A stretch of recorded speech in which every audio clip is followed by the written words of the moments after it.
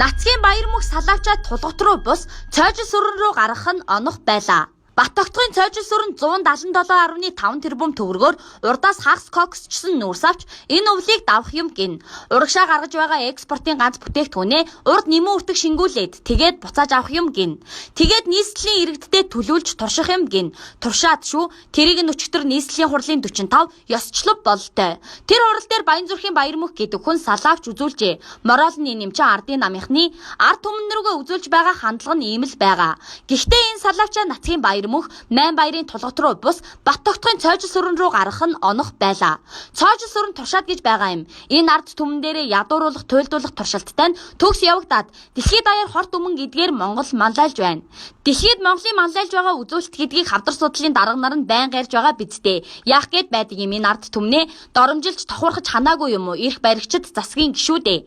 Ардын нам сүүлийн 8 жил засаглаж байна. 40 их 80-ийн хулгайгаас 60 эдэн суудалтайгаас үг сүрсэн үннийг хэлэхсдгийг барьж хорсноос өөрөөр тэргүүлэл манлайлал байгаа юм уу та минь ард түмэн мэдэж байна шүү дээ. Амлалт цэгийн сайт анханасаа бичсэн. Энэ засгийн альч сайд станц барих мөнгөтэй хөрөнгөтэй нь хөрөнгө орлогоос нь тодорхой байна. Улсдаа барьдаггүй юм гэхэд хувьдаа бариад улс орныхондоо эрчим хүч өгөөч. Үйлдвэрлэлийн үндсэн хөтөлбөр эрчим хүч шүүгээд бид бичээд л байгаа. 177.5 тэрбумаараа коксжуулах үйлдвэр байх ёстой гэд ард түмэн бичээд байгаа чинь үнэн шүү дээ. Үнэр болор гэдэг гişүү өнгөрөгч чуулган хаахад чойжил сүрэн битгий ингэж ард түмнээ тохуурах уушиг эрүүл мэндийг нь бүү хордуулаа гэд хэлээд байсан. Онож ил хэлж байсан байх шүү дээ.